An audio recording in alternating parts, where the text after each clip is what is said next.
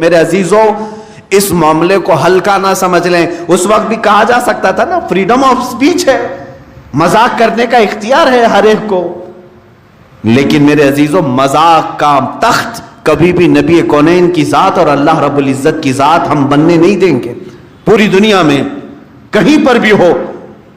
آج افسوس اس بات کا ہے کہ پوری دنیا میں تقریباً 57 کنٹریز بنام مسلمان ہیں, 57 ملک ہیں.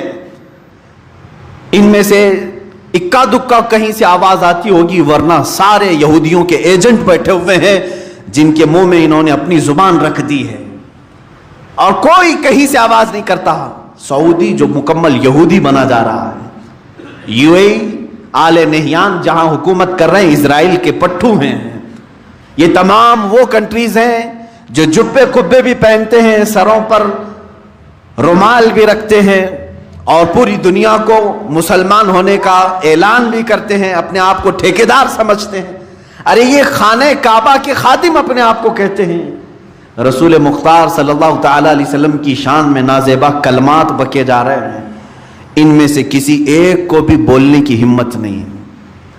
حد تو یہ ہے, ابھی چند دنوں پہلے خانہ کعبہ میں مسجد حرم میں جو دنیا کے تمام مسلمانوں کا قلب سمجھا جائے, دل سمجھا جائے, وہاں کے منبر سے مسجد حرم کا امام لوگوں میں خطبہ یہ دے رہا ہے کہ اے مسلمانوں, اسرائیل سے تعلقات اچھے ہونے چاہیے یہودیوں سے, اس لیے کہ یہ بھی نبی کی سنت ہے. یہ کہاں سے بات ہو رہی ہے؟ اب خانہ کعبہ سے, حرم مکہ سے بات ہو رہی ہے. یہ بکے ہوئے لوگ ہیں. اے مسلمانوں اب پہچانو. میں آپ کو ایک بات بتانا چاہوں گا, آپ لوگ یہ پہلے سے علماء پر تانا مارتے تھے, جب بھی کبھی یہاں سے سنی مسلمان مکہ مکرمہ جاتے ہیں, ان بدبخت وہابی علماء کے پیچھے نماز پڑھنے کا دل نہیں کرتا تھا, تو لوگ ہمیں پکڑ کر کہتے لاکھوں لوگ نماز پڑھ رہے ہیں, یہ ایک تم اپنی 1.5 انچ کی الگ مسجد بناؤ گے, ایک جماعت الگ لے کر کے تم نماز پڑھو گے.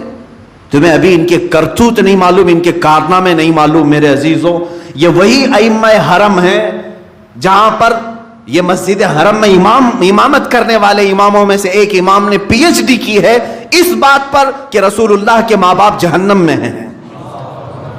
ان کی پی ایچ ڈی ہوئی ہے اس بات پر, یہ تھیسس لکھ رہے ہیں اس بات پر. معاذ اللہ رب العالمین. آج پوری دنیا دیکھ رہی ہے اور سن رہی ہے. اگر عربی نہیں آتی تو ٹرانسلیشن سن کر کے دیکھو, مسجد حرم سے خطبہ دینے والا امام پورے مسلمانوں کو خطبہ دیتا ہے. یہ نہیں کہ مسجد حرم کے صرف مسلمانوں کو, پوری دنیا میں یہ لائیو سنا جاتا ہے اور پہنچایا جاتا ہے. اور وہاں سے یہ تنبیہ کی جا رہی ہے کہ اسرائیل سے تعلقات استوار ہونا چاہیے. یہ بولی کس کی؟ جو تخت پر بیٹھا ہوا ظالم نمرود ہے, اس نے جیسا کہا ویسے ہی امام بولنا پڑتا ہے. مسجد نبوی کا امام بھی وہی بولے گا, مسجد حرم کا امام بھی وہی بولے گا, اور جو بادشاہ کے خلاف جائے گا وہ جیل میں جائے گا. کئی علماء کو انہوں نے جیل میں ڈالا بھی ہے.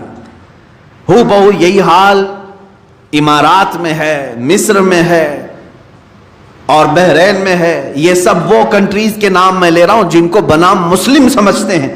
ایک بات یاد رکھ لینا, ہزاروں نہیں, لاکھوں نہیں, کروڑوں کی بھی بھیڑ ان کے ساتھ ہو, کبھی بھیڑ سے امپریس نہ ہونا, اس لیے کہ حق کی علامت بھیڑ نہیں ہے, حق کی علامت محبت مصطفیٰ ہے, حق کی علامت ناموس رسالت ہے. وہ چاہے ایک کے ساتھ ہو وہی حق پر ہے, لاکھوں اگر بھیڑ کہیں اور ہو. اس لیے کہ میرے آقا صلی اللہ علیہ وسلم نے فرمایا قیامت کے دن تم دیکھو گے کچھ نبی, صحابی کی بات نہیں, اولی کی بھی بات نہیں, عالم کی بھی بات نہیں کر رہا ہوں, نبی کی بات. میرے آقا فرمانے کئی نبی ایسے ہوں گے قیامت کے دن جو صرف ایک ہی امتی کے ساتھ آئیں گے, ان کا کل ملا کر کے ان کی زندگی میں ایک امتی بنا ہے. کسی کے ساتھ 2 امتی ہوں گے, کسی کے ساتھ 4 امتی ہوں گے. انبیاء کرام نبی اس حال میں قیامت کے دن آئیں گے, ان کا ایک ماننے والا, کسی کے 2 ماننے والے. تو کیا یہ کہو گے کہ نبیوں کا ایک ہی ماننے والا ہے تو بھیڑ تو دوسری طرف تھی, بھیڑ دوسری طرف تھی.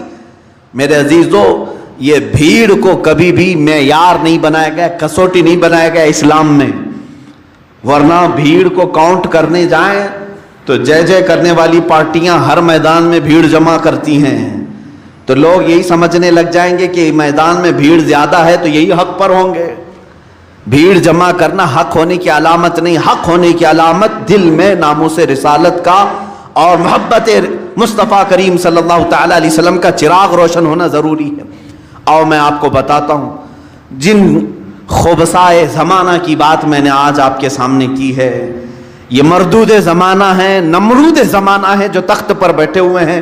پوری دنیا میں میرے آقا صلی اللہ تعالی علیہ وسلم کے ناموس کے ساتھ کھلواڑ کیا جا رہا ہے۔ ارے اس وقت کو یاد کرو جب ترکی میں صرف سلطنت عثمانیہ تھی، خلافت عثمانیہ تھی، ایک خلیفہ تھا عبد الحمید ثانی، ایک خلیفہ تھا، دوسرے بادشاہوں کی بات نہیں کر رہا ہوں۔ فرانس نے اس وقت بھی میرے آقا صلی اللہ تعالی علیہ وسلم کی شان میں ایک گستاخانہ کتاب شائع کرنے یا فلم بنانے کا اعلان کیا تھا، فلم بنانے کا اعلان کیا تھا۔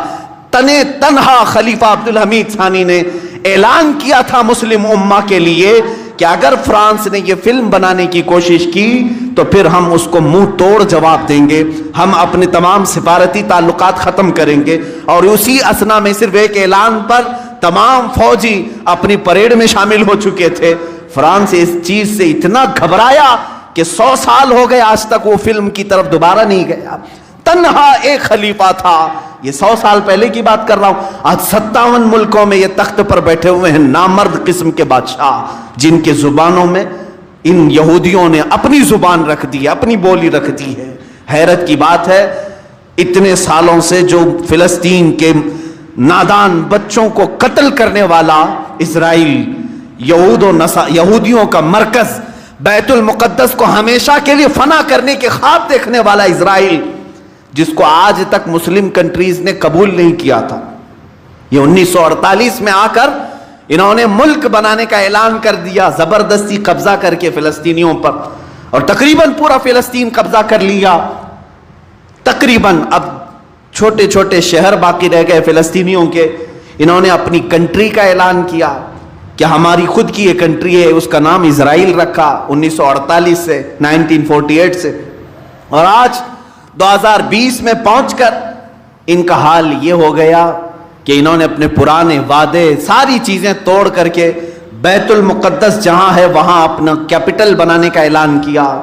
امریکہ بھی اس کو تسلیم کر لیا، دوسری کنٹریز ایک کے بعد دیگرے تسلیم کرتے جا رہے ہیں۔ لیکن شرم کی بات اس وقت ہے جب مسلمانوں کے نام سے مشہور ممالک میں سے UAE، متحدہ عرب امارات، اس کے بادشاہ نے اعلان یہ کیا پچھلے چند دنوں پہلے کہ ہم اسرائیل کو بطور ملک تسلیم کرتے ہیں اور ان کے ساتھ سفارتی تعلقات قائم کرتے ہیں۔ دبئی نے تعلقات قائم کیے، سعودی عرب جس کو میرے آقا صلی اللہ علیہ وسلم نے جزیرۃ العرب فرمایا،